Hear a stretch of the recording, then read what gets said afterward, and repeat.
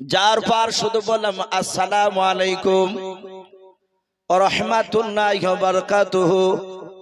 সালমান ফারসি রাদিয়াল্লাহু তাআলা আনহু বলেন, আমি উরাইকার কাছে গিয়ে সালাম দিলাম। উনি সালামের বাবদ উত্তর দিলেন ওয়া আলাইকুমুস সালাম ওয়া রাহমাতুল্লাহি ওয়া বারাকাতুহু। হযরতে সালমান বলে, দেখলাম উরাইকা শুধু আমার সালামের উত্তরটা দিয়ে দিলেন। সাহাবারা জানতেন সালাম দেওয়া হচ্ছে সুন্নাত আর উত্তর দেওয়া হচ্ছে বাবজে ওয়াজিব। সালাম শোনার পর যদি আপনি উত্তর না দেন আপনার বড় ধরনের গুনাহ হয়ে যাবে, কারণ আপনি ওয়াজিবকে ছেড়ে দিলেন। আল্লাহর নবীজির সাহাবা উরাইকা বাবজি সালামের উত্তর খানা দেওয়ার পর আর কোনো কথা বলেন না, চুপচাপ তিনি বসে আছেন। সালমান ফারসি রাদিয়াল্লাহু তাআলা আনহু বাবা উরাইকার হাত দুখানা ধরে বলেন, ভাই উরাইকা তোমার কি হলো? রাস্তায় যেতে যেতে কেন হঠাৎ করে কেন তুমি বসে মরলা বললাও? হযরত উরাইকা বাবজি কোনো কথা বলেন নাই। আল্লাহ রাসূলের সাহাবা সালমান ফারসির দিকে বাবা ফেলফাল করে চেয়ে আছেন।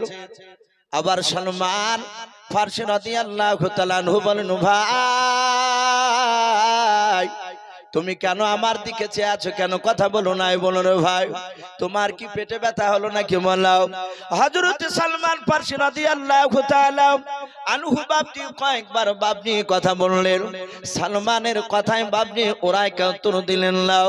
সালমান ফারসি রাদিয়াল্লাহু তাআলা আনহু সোজা বাবা উরাইকাকে রেখে দিয়ে সোজা মসজিদে নববীর দিকে দৌড়ে চলে গেলেন।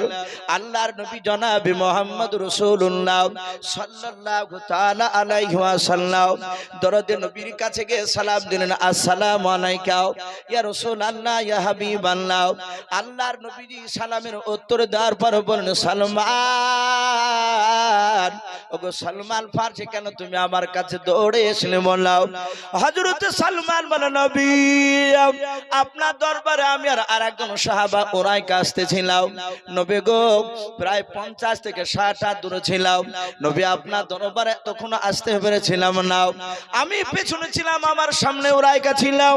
ও নবীজি উরাইকাকে দেখলাম রাস্তায় যেতে যেতে হঠাৎ করে তিনি বসে পড়লেন। ওগো আল্লাহ দরুদ নবী আমি উরাইকার কাছে গিয়ে সালাম দিলাম। আমি কয়েকবার বললাম, ভাই তোমার কি হয়েছে বলো?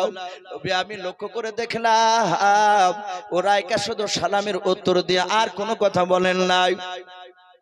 ও নবী এখনো বসে আছে উরাইকা রাস্তায়। ওগো আল্লাহর নবী আপনার অনেকগুলো সাহাবা রয়েছে মসজিদে নববীর ভেতরে, যে কোনো একজন সাহাবার মারফতে আপনি উরাইকাকে ডেকে নিয়ে আসুন। আল্লাহর নবী জনাবে মুহাম্মদ রাসূলুল্লাহ সাল্লাল্লাহু তাআলা আলাইহি ওয়াসাল্লাম বিশ্ব দরদি নবী বললেন, ওগো আমার উরাইকা আমি কাউকে বলবো না, আমি তোমাকে বলবো। এই সালমান ফারসি আমি উরাইকাকে ডাকতে কাউকে বলবো না, শুধু তোমাকে। যা তুমি কি হযরত উরাইকাকে গিয়ে বলে রাসূলুল্লাহ ডাক নিয়েছে। বলে হুজুর আমি কয়েকবার কথা বললাম, কোনো কথা বলে নাই। নবী বলেন, সাহাবা একবার গিয়ে বলবা তোমার বিশ্ব নবীজি ডাক দিয়েছে, দেখবা উরাইকার বসে থাকতে পারবে না। আল্লাহর নবীর সাহাবা সালমান ফারসি রাদিয়াল্লাহু তাআলা আনহু বাবজি দৌড়ে চলে গেলেন। দৌড়ে যাওয়ার পর হযরত উরাইকাকে বাবজি দ্বিতীয়বার সালাম দেওয়ার পর উরাইকার হাত ওখানে জড়ে ধরে বলেন, ওরে ভাই উরাইকা শুনে নাও, আমি তোমাকে ব্যক্তিগত ডাকতে আসি নাই রে ভাই, সারা পৃথিবীর দরদ নবী জনাবে মুহাম্মদ রাসূলুল্লাহ সাল্লাল্লাহু তাআলা আলাইহি ওয়াসাল্লাম তোমাকে ডাক নিয়েছে ভাই। হযরত সালমান বলে, যখনই নবীজির নাম করলাম আর উরাইকা বসে থাকলো না, চট করে উরাইকা দাঁড়িয়ে গেল। দাঁড়িয়ে যাওয়ার পর বলেন, ভাই সালমান নবী আমার মসজিদে নববীতে আছে না বাড়িতে আছে? বলে মসজিদে নববীতে বসাও। সালমান বলে, দেখলাম উরাইকা আগে আগে দৌড়ে যায়, আমি উরাইকার পেছন পেছন দৌড়ে চলে যাওয়ার পর দেখলাম আল্লাহর নবীজির কাছে উরাইকা গিয়ে সালাম দিলেন। আল্লাহর নবী বলেন, উরাইকা তুমি মসজিদে আস্তে আস্তে কেন তুমি রাস্তায় বসে গিয়েছিলে? বলাও। এই উরাইকা তুমি আমার দরবারে আসার সময় কেন মসজিদে তুমি দাঁড়িয়ে গিয়েছিলে? একটু তাড়াতাড়ি বলাও। উরাইকা আস্তে করে বলছেন, হুজুর কিছু হয় নাই, আল্লাহ দরদি নবী বলেন কেন বসেছিলেন বলো? উরাইকা আস্তে করে বলে নবী আপনার দরবারে যদি একটু জোরে আওয়াজ হয়ে যায় আপনি বেয়াদবি হলে মাফ করবেন। ওগো আল্লাহর নবী শুনে নেন, আমার কিছু হয় নাই, আপনি আমাকে বসতে বলেছিলেন তা আমি রাস্তার ধারে বসে গিয়েছিলাম। জোরে বলুন সুবহানাল্লাহ। বলেন আরে তাকবীর। হযরতে সাহাবা নবীজি সালমান ফারসি নাই উরাইকাকে বলেন এই উরাইকা, এই তোমার আমার দরবার আসতে গিয়ে কি হয়েছিল? উরাইকা বলছেন হুজুর আমার কিছু হয় না। বলে তাহলে তুমি রাস্তাতে কেন বসে গিয়েছিলে বলো? উরাইকা বলছেন হুজুর আপনি আমাকে বসতে বলেছিলেন, আপনি তো বসতে বললেন, তাই আমি বসে গিয়েছিলাম। আল্লাহ রাসূল বললেন আমি তো জানি না, আমি তো জানতাম না যে তুমি আমার দরবারে আসছিলে, তুমি রাস্তায় ছিলে। আমাদের আকীদা আল্লাহ রাসূল সাল্লাল্লাহু তাআলা আলাইহি ওয়াসাল্লাম কি গায়েবের খবর দিতে পারতেন? কথা বলে পারতেন না। আসমান জমিনের ভিতরে একমাত্র গায়েবের খবর আমার আল্লাহ জানেন। বলুন আলহামদুলিল্লাহ। নবী জানতেন না? হ্যাঁ, নবী অতটাই জানতেন যতটা আল্লাহ তার সম্রাট জিবরিল আলাইহিস সালামের মারফতে রাসূলুল্লাহকে জানাতে, তার বাইরে না। নবী বলছেন ভাই উরাইকা আমি জানতাম না যে তুমি রাস্তা দিয়ে আসছিলে, আমি তো তোমাকে বসতে বলি নাই। বলে হুজুর আপনি যে বললেন সাহাবা বসো, আল্লাহ রাসূল বলেন কথা সত্য, আমি সাহাবাকে বলেছিলাম কিন্তু তুমি সাহাবা, তোমাকে নয়। মসজিদে নয় বাপজি, জালসায় দেখবেন অনেক সময় মানুষ উঠা বসা করে। অনেক বক্তারা আমরা সময়তে বলি এই ভাই উঠছেন কেন, বসেন, বলে না অনেকে। আল্লাহ রাসূলের সাহাবার মধ্যে থেকে একজন সাহাবা একটু দাঁড়িয়েছিলেন ওই মসজিদে নববীতে, আর আল্লাহর নবী বলেন এই সাহাবা এই বসো। নবী মসজিদের ভিতরকার সাহাবাকে বসতে বলেছে, আর রাসূলের গলার আওয়াজ ওই 50 থেকে 60 হাত দূরে উরাইকা ছিলেন, ওনার কর্ণ কোহরে গিয়ে বাপজি পৌঁছে গিয়েছে কানে, আর সাদা হাতে উনি ওই জায়গায় বসে গিয়েছিলেন। বলুন সুবহানাল্লাহ। একটু বাপজি রাত্রিবেলায় বিছানায় গিয়ে শোবার সময় বালিশে মাথা দিয়ে একটু কথাটা সমীক্ষা করবেন, চিন্তা করবেন যে রাসূলের সাহাবা উরাইকারা তাহলে কতটা নবীকে মানতে, রাসূলের সাহাবারা কতটা রাসূলের কথাকে মানতে। যারা নবীর সুন্নাতের কথার উপর আমল করেছিলেন ভাই, তারাই কামিয়াব হয়েছে, তারাই জান্নাতি সাহাবা। আল্লাহ রাসূল সাল্লাল্লাহু তাআলা আলাইহি ওয়াসাল্লামের সাহাবার নামের পরে রাদিয়াল্লাহু তাআলা আনহু বলে না। ওয়া নবী হুরায়রা তা ক্বালা নবী সাল্লাল্লাহু তাআলা আলাইহি ওয়াসাল্লাম আবু বকর সিদ্দিক রাদিয়াল্লাহু তাআলা আনহু, এই যে রাদিয়াল্লাহু তাআলা আনহু, এটা আপনি আমি মরে গেলে বলা যাবে? বলা যাবে না। সাহাবাদের শানে বাপ যেটা বলা হয়, তাদের নামের শেষে তারা এত নবীর সুন্নাতকে মানতে, তাই সাহাবাদের নামটা বাপজি রাদিয়াল্লাহু তাআলা আনহু। ওখানে আরো কিছু লোক ছিল মক্কা নগরে মদিনাতে, যারা রাসূলকে মানে নাই, তারা কাফের ছিল। এখনো তাই, এখনো বাপজি যারা রাসূলের সুন্নাতের উপর আমল করবে না তারা বেঈমান। নবীর কথাকে যারা মানবে না তারা এখনো কাফির হবে, যদি রাসূলের কথার উপর যদি ঈমান আনতে পারে। ভাই আমি আপনাদেরকে অনুরোধ করব, সারা রাত শোনার নামটা ঈমান নয়, অল্প শুনুন আর আমল করি বেশি। আমরা আমল যদি না করি বাপজি, মৃত্যুর পর যে কত ভয়ঙ্কর, শুধু মৃত্যু হতে দেরি, কবরে গেলি বাপজি বুঝতে পারা যাবে। ওলামারা হাদিসের কথাগুলো তারা বলতো, সত্যি সত্য তখন আমরা মানতাম না।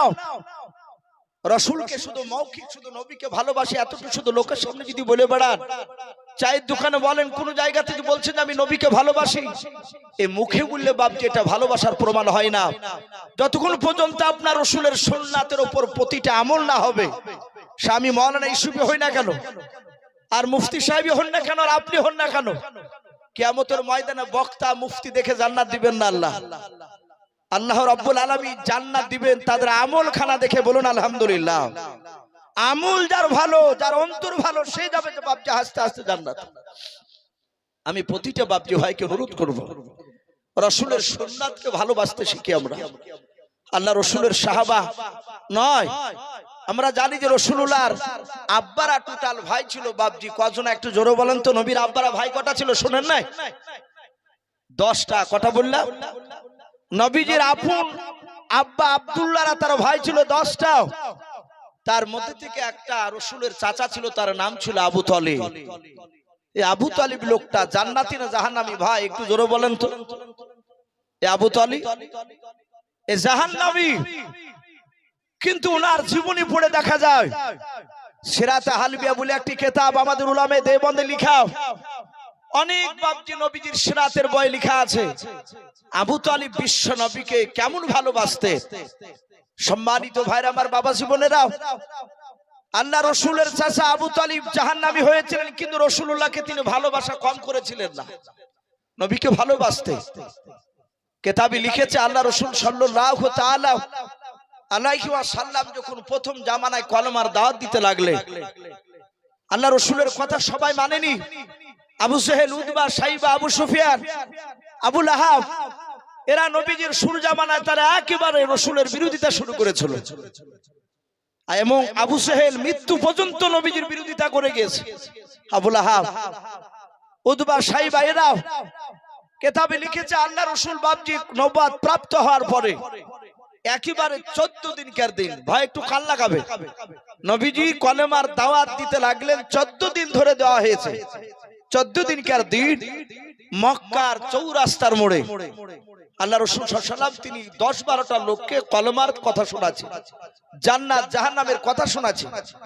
তারা কিন্তু খুব প্রভাবশালী ব্যক্তি ছিল না, ওই 10-12 জন, তারা গরিব শ্রেণীর মানুষ। আল্লাহ রসুল তাদেরকে আলোচনা করছিলেন, নবীজির মিষ্টি বয়ান তারা মন দিয়ে শুনছিল। হঠাৎ করে দেখছে বেঈমান Abu Jahl, Utba, Shaiba, Utba, Utaiba, এইসব জানোয়াররা কুখ্যাত বাপজি কাফের মক্কার সেই সময় তাবুর নেতা, এরা দল বেঁধে যে দেখছে সে মুহাম্মদ সাল্লাল্লাহু আলাইহি ওয়াসাল্লাম, এই তো জান্নাত জাহান্নামের কথা শোনাচ্ছে, আমাদের বাপ দাদা ধর্মের বিরুদ্ধে কথা বলছে। আবু জেহেল যাওয়ার পরই অমনি ডাক দিয়ে বলে, এই ভাতিজা, এই। আল্লাহ রসুল এভাবে তাকে বললেন, চাচা কি হলো? আবু জেহেল চোখ দুটো লাল করে মোটা মোটা করে সবাই মিলে রুখে গিয়ে আবু জেহেল বিশ্ব নবীর এইভাবে কলার খানাকে বাপজি ধরলো, যাবা কলারটা ধরে ডাক দিয়ে বলে, এই আব্দুল্লাহর সন্তান, তোকে এতদিন আলাবিল বলতাম, সত্যবাদী বলতাম, ভালো বলতাম, শোন আজ 14 দিন থেকে তুই নতুন দিনের দাওয়াত দিছিস, আমাদের বাপ দাদা ধর্মের বিরুদ্ধে কথা বলছিস। শোন, আজ তোকে সাবধান করে দিচ্ছে, আগামী কাল থেকে যেন কলমার দাওয়াত আর দিবি না। আল্লাহ রসুল সাল্লাল্লাহু তাআলা আলাইহি ওয়াসাল্লামের শুধু কলারটা বাপজি ধরলো তা নয়, আল্লাহ রসুলের গলায় এইভাবে আবু জেহেল হাতখানা ধরলো, গলায় হাত দিয়ে ধাক্কা দিয়ে বাপজি আপনার ফেলে দিল রসুলকে। আহারে, যে রসুল দুনিয়ার বুকে বাপজি রাস্তা দিয়ে, যে রাস্তাটা দিয়ে একবার হাঁটতে, শামাইলে তিরমিজি শরীফে এসেছে, নবী আমার একবার যে রাস্তা দিয়ে হাঁটতে, ওই রাস্তায় 14 দিন ধরে না হাঁটলে ওই রাস্তাতে নবুয়ত খুশবু পাওয়া যেত। বলুন সুবহানাল্লাহ। শুধু তাই নয়, নবী আমার যতবার দুনিয়াতে হাসতেন, আল্লাহ রাব্বুল আলামিন নবীজির সম্মানার্থে জান্নাতের মর্যাদা ততবারই বৃদ্ধি করতেন। বলুন সুবহানাল্লাহ। এত দামি নবী, আর সেই নবীকে বেঈমান আবু জেহেল গলায় ধাক্কা দিয়ে বাপজি এমন করে জোরে দিল, রসুল হুড়মুড় করে পড়ে গেল। নবী পড়ে গিয়ে বলেন, চাচা আমি তো অন্যায় করি নাই, আমি এদেরকে জাহান্নামে যাবে, এদেরকে জাহান্নাম থেকে কি করে জান্নাতে যাবে সেই রাস্তা বলতে এসেছি, আর আপনি আমাকে গলায় ধাক্কা দিয়ে ফেলে দিলে। আবু জেহেল সবাই চিৎকার করে বলে, আর দ্বিতীয়বার আওয়াজ করলে তোকে এর চেয়ে বেশি আঘাত দেওয়া হবে, যা এখনই চলে যাও, আগামী কাল থেকে যেন কলমার দাওয়াত দিবি না। রসুলকে ধাক্কা দিয়ে বাপজি বের করে দিল। কিতাবে লিখেছে ওই সময় রসুলের আপন চাচা আবু তালিব, এই আবু তালিব কুরাইশ বংশের মক্কা নগরে, উনিও একজন বড় মাপের নেতা, উনিও বড় নেতা, আবু জেহেলদের মতো তাবড় নেতা। আবু তালিব যাচ্ছেন তো দেখছেন সেই ওই নেতারা। আবু তালিব গিয়ে বলছেন, ভাই কি ব্যাপার? উতবা, সাইবা, আবু সুফিয়ান, আবু লাহাব, এই আবু জাহাল, কি ব্যাপার? সব নেতাগুলো এখানে। আমরা দু চারটা দেখেন পার্টির এক জায়গায় নেতা থাকলে আমরা বলি, ভাই কি ব্যাপার? সব নেতা গেলে এখানে এক জায়গায়, বলে একটা কাজে এসেছিলাম, চা খাচ্ছে। আবু জাহেলের পাশ থেকে উতবা বলল, আমরা এখানে ঘুরতে এসেছিলাম। আবু জাহেলের মনটা চরম ভারী। রসুলের চাচা আবু তালিব বলল, ভাতিজা নয়, এই ভাই, এই আবু জাহেল, তোমার মনটা ভারী কেন? আবু জাহেল মুখটা ভারী করে বলল, শুধু তোমার ভাতিজার জন্য বেঁচে গেল, এই কথা বলেছে। আবু তালিব বলল, ভাতিজা মানে কোন ভাতিজা? বলে, এই আবু তালিব, তুমি এখানে কলা করছো, তুমি জানো না তোমার ভাতিজা মুহাম্মদ সাল্লাল্লাহু আলাইহি ওয়াসাল্লাম আব্দুল্লাহর ছেলে আজ 14 দিন থেকে আমাদের বাপ দাদার বিরুদ্ধে কথা বলছে। এই মক্কা নগরে এসেছিল এখানে, ওকে গলায় ধাক্কা দিয়ে বের করে দিয়েছে শুধু তোমার ভাতিজার জন্য, নালে ওখানে মারতে মারতে শেষ করে দিতাম এই জায়গায়। আবু তালিবকে বলল, তোমার ভাতিজাকে আজ রাতে গিয়ে বারণ করে দিও, যদি আগামী কাল থেকে কলমার দাওয়াত না দেওয়া বন্ধ করে, আমাদের বাপ দাদা ধর্মের বিরুদ্ধে কথা যদি বলে, তাহলে আমরা তোমার ভাতিজাকে মারতে বাধ্য হব, এ জাহাতে মারবো বলেছে। আর আবু তালিবের চোখ দিয়ে অমনি বাপজি পানি ঝরতে লাগলো, পানি চলে আসলো। আমার বিশ্ব নবীজির চাচা আবু তালিব বলল, ভাই কিছু মনে করো না, আমি আব্দুল্লাহকে দেখেছি, আমরা ব্যবসা করতে গিয়ে আমার আব্দুল্লাহর ছেলে মুহাম্মদ সাল্লাল্লাহু আলাইহি ওয়াসাল্লাম যখন তার মার পেটে 6 মাসের বাচ্চা ছিল, সিরিয়ায় ব্যবসা করতে গিয়ে মারা গিয়েছে। হে আবু জাহেল, শুনে নাও, 6 বছর বয়সে সে মুহাম্মদ সাল্লাল্লাহু আলাইহি ওয়াসাল্লাম মা হারিয়ে ফেলেছে, বাপের আদর পায়নি। 8 বছর বয়সে আমার আব্বা জান আব্দুল মুত্তালিব মুহাম্মদ সাল্লাল্লাহু আলাইহি ওয়াসাল্লামের আপন দাদা, তিনি ইন্তেকাল করেছেন। তারপর থেকে না 8 বছর থেকে নিয়ে পর্যন্ত আমার কথা মোতাবেক চলে, আমাকে খুব ভালোবাসে, আমিও তাকে ভালোবাসি। আমি আজকে রাত্রিবেলা গিয়ে বারণ করব, আশা করি আগামী কাল থেকে আমার বাপ দাদা ধর্মের বিরুদ্ধে কথা বলবে না। ভাই আবু জাহেল, আমার উপরও তো রাগ করো না, আমি তো মুহাম্মদ সাল্লাল্লাহু আলাইহি ওয়াসাল্লামের কথাকে মানি না, ও আমার ভাতিজা হতে পারে, কিন্তু ও যে আমাকে শ্রদ্ধা করে, আমাকে যা ভক্তি করে, আশা করি রাত্রিবেলা বারণ করলে সে আর ওই কথা মনে হয় যে আর বলবেন। আবু জাহেল বলল, ভাই যদি তোমার কথা মেনে নেয়, তাহলে তোমার ভাতিজাকে 3টা পুরস্কার দেওয়া হবে। বলে, কি কি পুরস্কার? বলে, 1 নাম্বার পুরস্কার দেওয়া হবে, গোটা আরবের মধ্যে সবচেয়ে উচ্চ সম্মানের অধিকার করা হবে তাকে। 2 নাম্বার 200টা উট দেওয়া হবে। এই আবু তালিব, তোমার ভাতিজা মক্কার সবচেয়ে বড় খাজুর বাগানটা, যেটা চাইবে যে বাগানটা, ফ্রিতে তাকে দেওয়ার ব্যবস্থা করে দেব। এই 3টে জিনিস পেলে তোমার ভাতিজার আর কিছু দরকার আছে? বলে, না, এটাই যথেষ্ট, আর অভাব আসবে না আর জীবনে। আবু তালিব চলে গেল। আল্লাহ রাসূল ওইদিকে কলমার দাওয়াত দিয়ে নবীজি বাড়ি এসেছে। আবু তালিব 8 বছর থেকে নবীকে নিয়ে, 8 বছর বয়স থেকে নিয়ে রাসূলের 25 বছর বয়সে আমরা জানি খাদিজার সাথে বিয়ে হয়েছিল। কথা সত্য না মিথ্যা বলে? খাদিজার তখন বয়স ছিল বাপজি মাত্র 40 বছর, আর আমার বিশ্বনবীর বয়স কত বললাম? 25 বছর।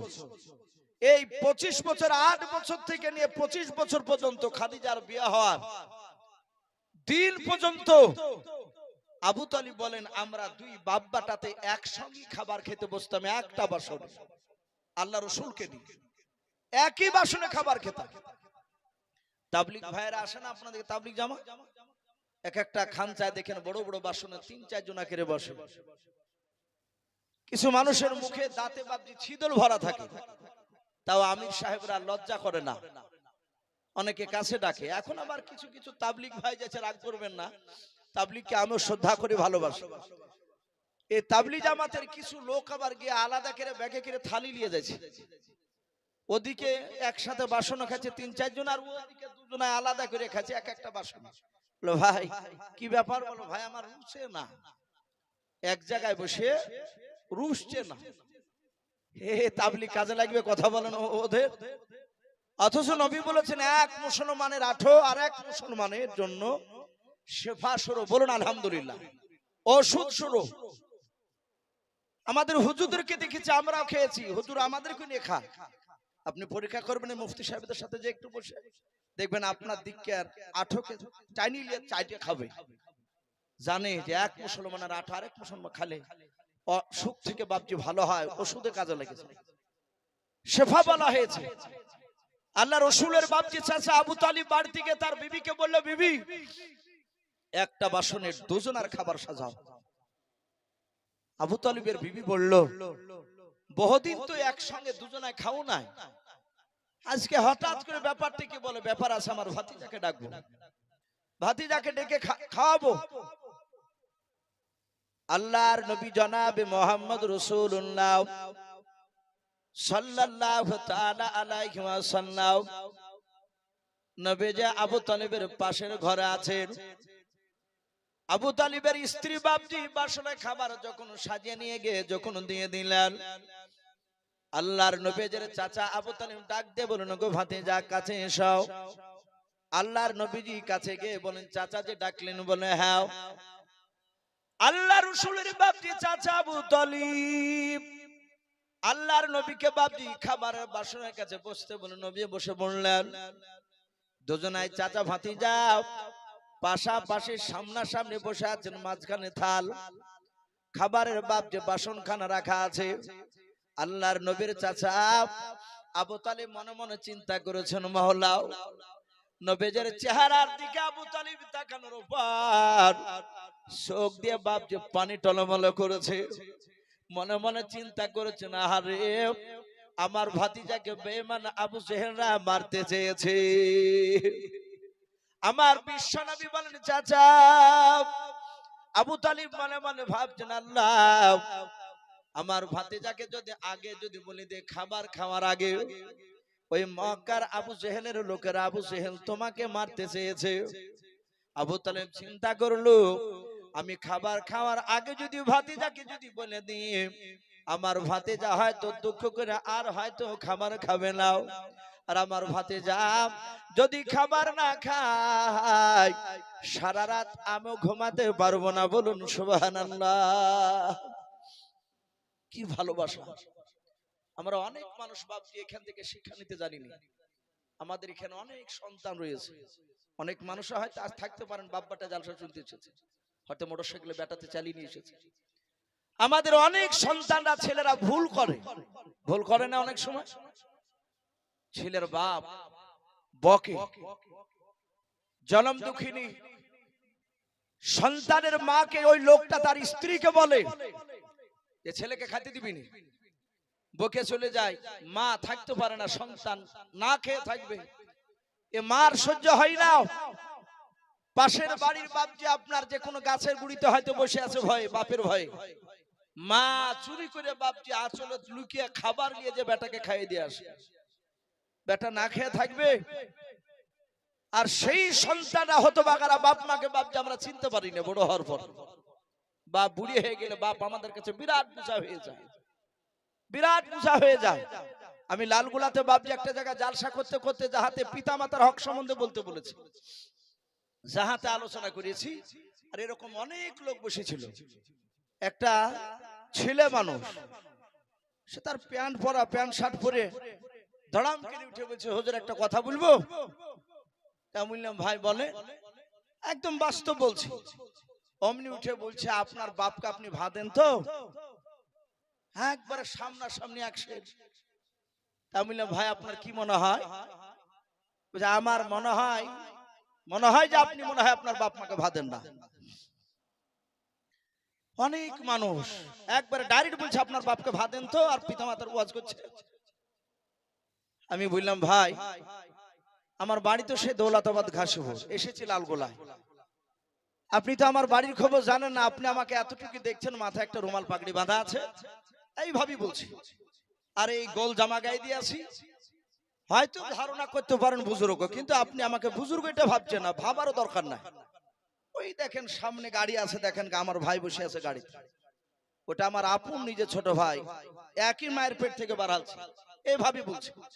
ওই ভাইটাকে যে বলেন গা যে ইউসুফ তোমার বড় ভাই তো, হ্যাঁ, ওর বাপ মাকে দেখে কিনা সেটা বলেন। যদি বলে ওই ভাই কিংবা আপনি কাজই চলেন গ্রামে, প্রমাণ যদি করেন যে ইউসুফ সাহেব তার বাপ মাকে ভাত দেয় না, গাড়ি দিয়ে দিব, টাকা নাই, এখন এত বেশি নিয়ে আসে, দিয়ে দিব, আপনাকে কথা দিচ্ছি। স্টেজ থেকে সব বাপজি অনেক লোকই থামতে বললো, বলে হুজুর ওয়াজ কর। ওয়াজ করে ঘরে গেলাম, উনি সাথে হাতে গেলেন, যায় ভদ্রলোক আমাকে যে লোকের সামনে এরকম কথা বলেছে, আমি বুঝতে পেরেছি ও খুব রাগে কথাটা বলেছে। জোরে হাত ধরে বলছে, হুজুর মাফ করবে, আমাদের এখানে এলাকায় গোটা 20 মাওলানা আছে। হাফেজ বলেন, মাওলানা বলেন, আপনাকে প্রমাণ দেখে দিব, একটা আলেমও ভা দেয় না, বাপ মাকে ভা দেয় না। তা আমার ধারণা যে হয়তো আপনিও মনে হয় দেন না। ভাবছে না ভাই, খারাপ ভাববেন না, পৃথিবীতে এখনো হক্কানি আলেম আছে, এখনো বহু আলেম আছে। আমি হয়তো সেই জায়গায় পৌঁছাতে পারিনি, কিন্তু আমিও দেখেছি অনেক আলেমকে তার মার সেবা করতে, হ্যাঁ, কিন্তু বেশিরভাগ মার সেবা করছে না, এটা বাস্তব, অনেক জায়গায় দেখতে পাওয়া যাচ্ছে। আমার বিশ্ব নবী দরদি নবী বাপ মার মর্যাদার এত কথা বলেছে, আমরা কপালে ঘটা যদি ফেলে দিই, আপনি 1 লাখ কেন 10 লাখ টাকা দান করেও মা বাপকে যদি আঘাত দেন, কোনো কাজে লাগবে না, এটা কোনো কাজে লাগবে না, কিন্তু লাগার আগে আপনার বাপ মার খিদমত করা লাগবে। আমি বলছিলাম সেই আবু তালিব, তার সামনে বাপ যে আপনার দাঁড়িয়ে আছে, তার ভাতিজা বসা চিন্তা করছে না, আগে খাবারের আগে, খাওয়ার আগে বলবো না, খেলে। এই জন্য বাপজি অনেক সন্তানকে খেতে দিয়ে অনেক বাপ মারা থালা কাড়িলে, এটা ঠিক নয়। তারা খেয়ে নেক, আপনার রাগ হয়েছে, ছেলে খাবার খেয়ে নেওয়ার পরে আপনি তাকে একটু বুঝিয়ে বলুন। আর রাগের মাথায় আপনি গিয়ে বাসনটা কেড়ে নিলেন, ছেলে খাচ্ছিল 2-3 বার মুখে দিয়েছে, সবচেয়ে মারাত্মক অন্যায়। খাবার খেতে খেতে খাবার যদি টেনে নেন, এর ওপর দিয়ে মনে হয় যা দুঃখ পৃথিবীতে নাই। সন্তান অনেকে বাপজি রাগ করে গিয়ে গাছে দড়ি দিয়ে বাপজি ঝুলে, বাপ আমার খাবারটা কেড়ে নিল। আল্লাহ রাসূল সাল্লাল্লাহু আলাইহি ওয়াসাল্লামের চাচা চিন্তা করছে আমি আগে বলবো না, শুধু বললে ভাতিজাও খাবারটা তুমি আগে খাও। আল্লাহ দরদি নবী জনাবে মুহাম্মদ রাসূলুল্লাহ সাল্লাল্লাহু তাআলা আলাইহি ওয়াসাল্লাম নবী আমার হাত ওখানে বাপজি জোড় করে বলেন, চাচা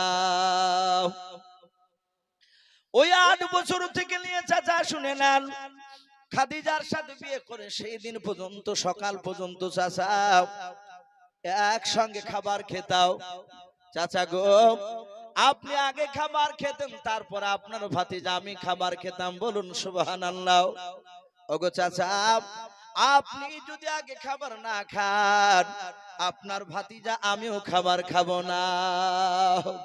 যাহাতে রাসূল এই কথা বাপজি বলেছেন, আবু তালিব বাপজি আর ধৈর্যের বাঁধ বাপজি ধরে রাখতে পারলেন না, তুমি ধৈর্যের বাঁধ ভেঙে দিও, আল্লাহর নবীকে বাপজি বুকের সাথে জড়িয়ে ধরাও, নবীজের কপালে চুমা দিও, কাদার বলেন বাবা তুমি এত ভালোবাসো আমাকে, বলে হ্যাঁ চাচাও, আমার আব্বা জানকে আমি নিজ চোখে দেখতে পাই না, আব্বা বলে ডাকতে পাইনি রে চাচাও। ও চাচা, আমি আপনাকে কোন কোন সময় আব্বা আব্বা করে ডাকতাম, আবার চাচা বলে ডেকেছি, চাচা আপনাকে বাপের চেয়ে বেশি ভালোবাসি। চাচা গো, আপনি আগে খাবার না খেলে আমি খাবার খেতে পারবো না। আবু তালিব বলল, ভাতিজা আর থাকতে পারলাম না। দিনের বেলায় মক্কা নগরে কি আবু জেহেলের সাথে দেখা হয়েছিল তোমার, বলো? আল্লাহর নবী বলুন, চাচা দেখা হয়েছিল। বলে কে কে ছিল? বলে উতবা, সাইবা, উতাইবা আর আবু সুফিয়ান, আবু জেহেল, এরা সবাই ছিল। আল্লাহ রাসূল বলেন, চাচা আমি এমন কোন অন্যায় কথা বলি নাই। ও চাচা, মৃত্যুর পর কঠিন জাহান্নামের ঠিকানা আছে, জাহান্নামের জায়গা আছে, ওই জায়গা মানুষ আগুন সহ্য করতে পারবে না। ওগো চাচা, আমি তাই গোটা 10 লোককে আমি তাদেরকে শোনাছিলাম কথাগুলো। আর ওই সময় চাচা আবু জেহেল কোথা থেকে দৌড়ে এসে তারা তাদের বাহুতে বলছিল, তারা দল সংখ্যায় অনেকগুলো ছিল, তাই চাচা আমার গলায় ধাক্কা দিয়ে তারা এমন করে ধাক্কা দিয়ে ফেলে দিল। চাচা এই দেখেন লেগেন পড়ে গিয়ে আমার কপালটা একটু ভুলে গিয়েছে লেগেছে। আল্লাহ রাসূলের চাচা আবু তালিব বাবা, আল্লাহ রাসূলের বাপজি কপাল ফোলা জায়গা আবু তালিব বাপজি মুখ থেকে থুতু বের করে দিয়াও নবেজের ব্যথা লাইগায় জায়গায় একটু বুলিয়ে দিলেন। বলে বাবা তুমি চলে যাওয়ার পর আমি গিয়েছিলাম, আমার সাথে দেখা হয়েছিল রে বাবা। ওদের ভঙ্গিমা গানা দেখলাম খুব ভালো লাগে নাই, ওদের চাউনি দেখলাম চোখগুলো মোটা মোটা হয়েছে রে বাবা, মনে হয় তোমাকে আর বেঁচে রাখবে না, মারবে। ভাতিজা আমাকে বারণ করে দিয়েছে বলতে, আমি তোমার হাত ওখানে ধরে বলি বাবা আগামী কাল থেকে যেন আর কলমার দাওয়াত তুমি দিবা না। শুনে না আমাদের বাপ দাদা ধর্মের বিরুদ্ধে কথা বলবা না। আল্লাহর নবী জনাবি মুহাম্মদ রাসূলুল্লাহ সাল্লাল্লাহু তাআলা আলাইহি ওয়াসাল্লাম বলে চাচা আর কিছু বলেছে? বলে হ্যাঁ বাবা। বলে কি বলেছে চাচা বলুন। বলে ভাতিজা শুনে নাও, যদি তুমি কলেমার দাওয়াত দেওয়া বন্ধ করে দাও তাহলে তোমাকে তিনটে পুরস্কার দিবে। বলে কি চাচা? বলে প্রথম নাম্বার, গোটা মক্কা নাই গোটা আরবের মধ্যে সবচেয়ে তোমাকে সম্মান 1 নম্বর করা হবে। 2 নাম্বার, দুটো হিষ্টপিষ্ট নাই, হিষ্টপিষ্ট একটা নাই দুটো নাই, তোমাকে 200টা উড়দান করা হবে। মক্কা নগরী যে খেজুর গাছটা বাগানটা চাইবা সেই বড় বাগানটা তোমাকে ফ্রিতে দেওয়া হবে। ওরে আমার ভাতিজা এগুলো হলে তোমার আর কিছু করা লাগবে না জীবনে, এতে সংসারে চলে যাবে। ও ভাতিজা খবরদার তুমি জানো কলমার দাওয়াত দিতে যেও না, কাফেররা আবু জেহেলরা তোমাকে মারবে। আল্লাহর নবী বলেন চাচা আর কিছু দিতে চেয়েছে, 3টা বাদ দিয়ে বলে নাও। এই 3টা দিতে চেয়েছি রে বাবা। আল্লাহর নবী বলেন চাচা এই 3টা কেন, সারা পৃথিবীর ধন সম্পদ যদি আমাকে দিয়ে দেয়। ওগো চাচা শুধু তাই নয়, আসমান থেকে চাঁদ পেড়ে নিয়ে এসে যদি আমার বাম হাতে দিয়ে দেয়, আসমান থেকে সূর্য নিয়ে এসে যদি ডান হাতে দিয়ে দেয়, চাচা খোদার কসম করে বলে শুনে নেন ওগো চাচা আমি কলেমার দাওয়াত দেওয়া বন্ধ করব না। জোরে বলুন সুবহানাল্লাহ। বলে এই চাচা চাঁদ সূর্য দিল আমি কলেমার দাওয়াত বন্ধ করব না, হক কথা বলবই। যাহাতে রাসূলুল্লাহ জোরে তাকিদ দিয়ে কথা বলেছেন। আর ওইদিকে বাপজি হযরতে এই আবু তালিব রাসূলের আপন চাচা, তার চোখ দুটো কুখের মতো লাল হয়ে গেল, কাঁদছিল নবীকে মারবে শুনে। অমনি চোখ দুটো লাল করে বলছে এই ভাতিজা তাহলে তুমি কলেমার দাওয়াত দেওয়া বন্ধ করবে না? বলে চাচা না, আমি কলেমার দাওয়াত দিবই, আমাকে রাহমাতুল লিল আলামিন নবী করে পাঠিয়েছে। সাদা হাতে আবু তালিব ডাক দিয়ে বলে ভাতিজা শুনে নাও, আমি লাতুজ্জার কসম কেন বলি। ওই সময় কাফেররা সবচেয়ে বড় দেবতা লাতুজ্জাকে ডাকতো। ডাক দিয়ে আবু তালিব বলছেন এই ভাতিজা আমিও লাতুজ্জার কসম কেন বলি শুনে নাও, আমার কণ্ঠে জান থাকাকালীন পর্যন্ত তোমার শরীরে মক্কার কোন লোক ফুলের একটা ছিটকে ফেলতে পারবে না। জোরে বলুন সুবহানাল্লাহ। ভাবতে পারেন রাসূলের চাচা বিশ্ব নবীকে বাপজি কতটা ভালোবাসতে। এত ভালোবাসার পরও কিতাবে লিখেছে নবীজির চাচা আবু তালিব ইন্তেকাল করলে, নবীজির চাচা বেঁচে থাকতে আবু তালিব বেঁচে থাকতে আবু জেহেলরা মারলি, নবীজির চাচা শুনতে পেলে দৌড়ে যেতেন আর কাফেররা ছেড়ে দিয়ে পালিয়ে যেত। রাসূলের গার্ড হিসাবে বাপজি ছিল।